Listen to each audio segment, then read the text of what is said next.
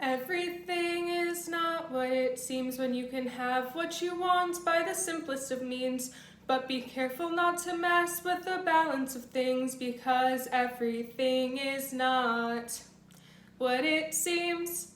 Now, if any of you had a childhood, you would know that these terribly sung lyrics are from the Disney show Wizards of Waverly Place. And if you listen to the lyrics, you hear the warning, be careful not to mess with the balance of things, because everything is not what it seems. Everything is not what it seems. There are a lot of things in life that appear different than they are in reality.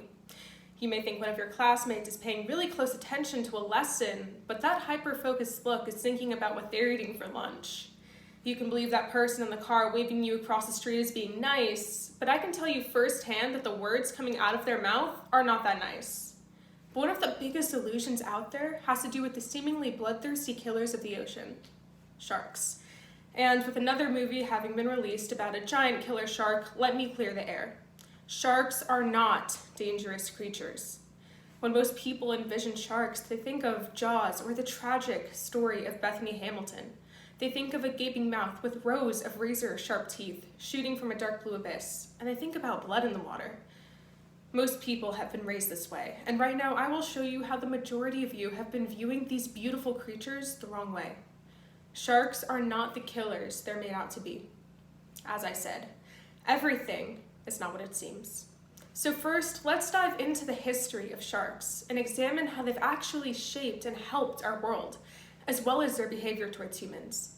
Then, let's go deeper and get a better picture of how those above the surface are impacting sharks every single day. Then, we're going to make a quick ascent to the surface, and I'm going to show you the reality sharks face. Finally, we're going to look at solutions to the issues threatening the very existence of sharks. So, going into the history of sharks, these guys have been around for 450 million years. They predate the dinosaurs by 150 million years, which is crazy because we're alive at the same time as prehistoric creatures. And naturally, as a result of being so old and surviving several extinction-level events, sharks have evolved into the creatures that we know today, keeping the balance and providing a framework for all life in the ocean as a result of their presence in it for so long. And contrary to popular belief, the ocean actually needs sharks to healthily function. This is because sharks are what you call a keystone species, which, according to National Geographic, is defined as animals that the ecosystem largely depends on, and would be catastrophically changed or cease to exist altogether should that animal be removed. In the case of sharks, Oceana explains that due to their being in the entire ocean, their elimination would be disastrous to the entirety of the ocean. This can be seen by taking a basic food chain with any given shark at the top. They will eat, say, a barracuda, who eat plankton feeders, which, as their name implies, feed on microscopic phytoplankton. With the removal of sharks, there would be an overflow of these plankton feeders, consuming an overabundance of phytoplankton, which is stated by National Ocean Service, provides up to 80% of the oxygen that we breathe. This shows that sharks are essential to not only life in the ocean, but also life above the surface. And that's why we must be careful not to mess with the balance of things. Because to the average eye, it wouldn't seem like sharks have shaped the oceans for the better, but they have, bringing adaptations like camouflage that fish have as a result of protecting themselves from predators. And fun fact, humans don't taste good to sharks, which is why in the rare case someone is killed by a shark, it's because of blood loss, not from getting eaten. The shark will bite, realize they're not food, and leave. According to National Geographic, sharks kill about 5 people every year.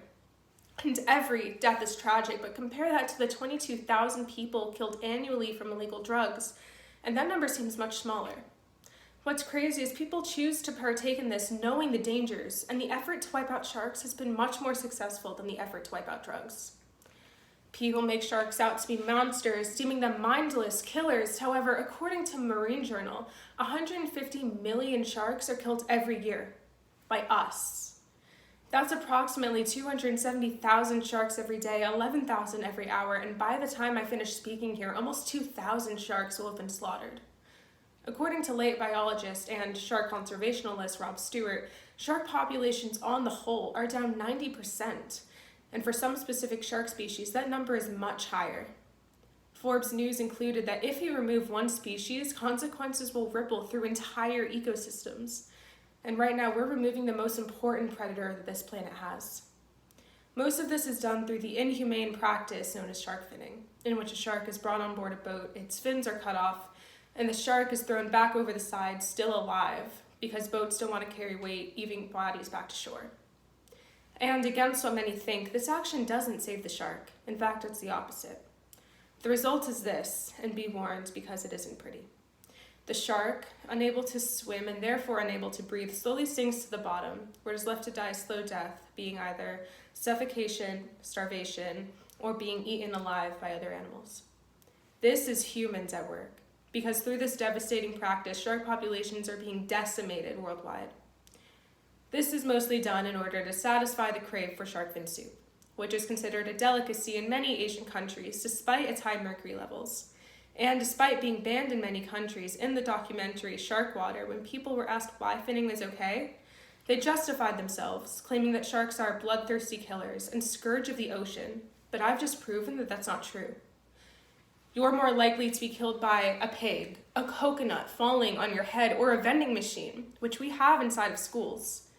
Talking about a double standard, it was stated by the World Atlas that 25,000 people are killed every year by dogs, which according to the Washington Post live in an average of 48% of people's homes.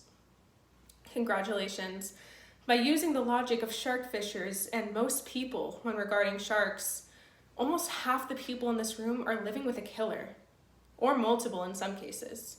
But not all dogs are killers. Why are sharks any different?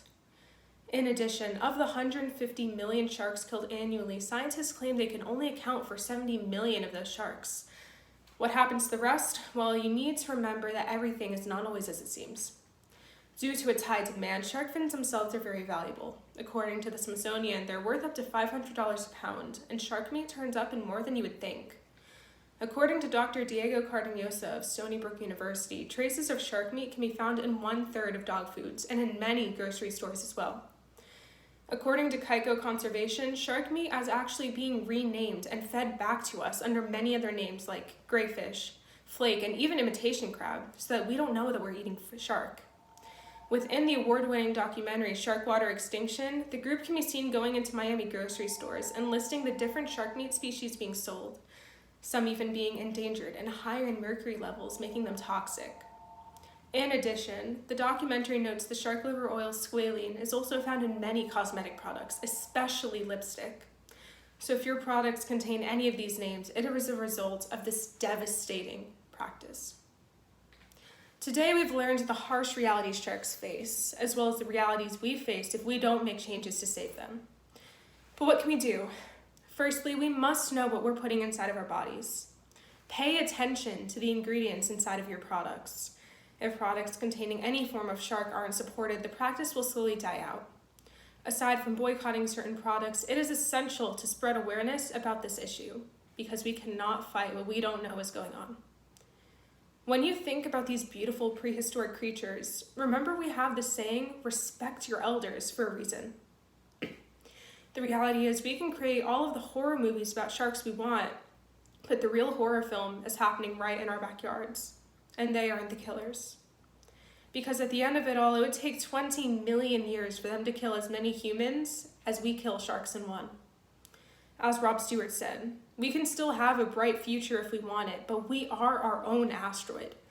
Meaning, while we are the root and cause of the issue, we're also the key to fixing it.